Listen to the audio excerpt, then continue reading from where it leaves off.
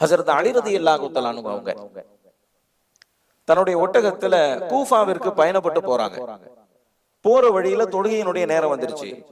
ஒட்டகத்தை கட்டி போட்டுட்டு தொழுகணும். கட்டி போடுறதுக்கு வசதியான இடம் இல்ல. என்ன பண்றது? அந்த வழியா ஒருத்தர் வந்தார்.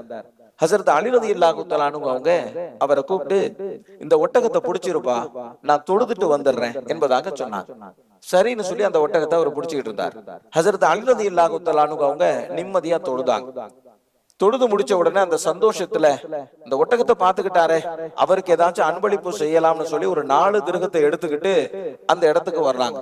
வந்து பார்த்தா ஒட்டகம் மட்டும்தான் நிக்குது. அவரையும் காணோம், ஒட்டகத்தினுடைய கடிவாளத்தையும் காணோம். ஒட்டகத்தில் பூட்டப்பட்டிருந்த கடிவாளத்தை திருடி கொண்டு அவர் போயிட்டார். ஹஸரத் அலி ரலியல்லாஹு தஆலா அன்ஹு அவங்களுக்கு ரொம்ப வருத்தமா போச்சு. கடிவாளம் இல்லாம ஒட்டகத்தை ஓட்டுறது ரொம்ப கஷ்டம்.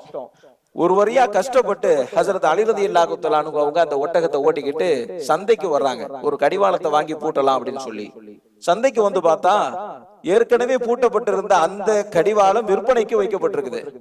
இப்ப ஹஸரத் அலி ரலியல்லாஹு தஆலா அன்ஹு அவங்க அந்த கடைக்காரர்கிட்ட கேட்டாங்க, இந்த கடிவாளம் எப்படிப்பா வந்துச்சுன்னு சொல்லி. அவர் சொன்னாரு, இப்பதான் கொஞ்ச நேரத்துக்கு முன்னாடி ஒருத்தர் வந்து வித்துட்டு போனார் அப்படின்னு சொல்லி சொன்னார். ஹஸரத் அலி ரலியல்லாஹு தஆலா அன்ஹு அவங்க கேட்டாங்க, எத்தனை திரகத்துக்கு வித்தார் அப்படின்னு சொல்லி. அவர் சொன்னாரு, 4 திரகத்துக்கு வித்தார் அப்படின்னு சொல்லி.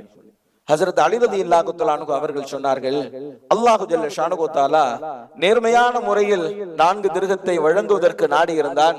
தன்னுடைய பேராசையாலும் தன்னுடைய அவசரத்தாலும் நேர்மையற்ற முறையில் பெற்றுக்கொண்டான் என்பதாக சொன்னார். அல்லாஹு ஜல்ல ஷானுஹு தஆலா இந்த 4 திரகத்தை நேர்மையான வழியில் வழங்குவதற்கு நாடி இருந்தான்.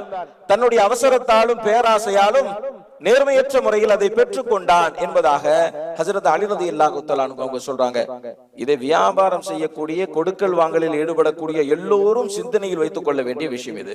நமக்கு அல்லாஹ் நாடுனது கண்டிப்பா கிடைக்கும். நபி ஸல்லல்லாஹு அலைஹி வஸல்லம் அவங்க சொன்னாங்க, உனக்கென்று எழுதப்பட்டதை விட்டு விட்டு நீ மரணமாக மாட்டாய், உனக்கு எழுதப்படாததை நீ எவ்வளவு காலம் வாழ்ந்தாலும் பெற்றுக்கொள்ள மாட்டாய் என்பதாக நபி ஸல்லல்லாஹு அலைஹி வஸல்லம் அவர்கள் சொன்னார்.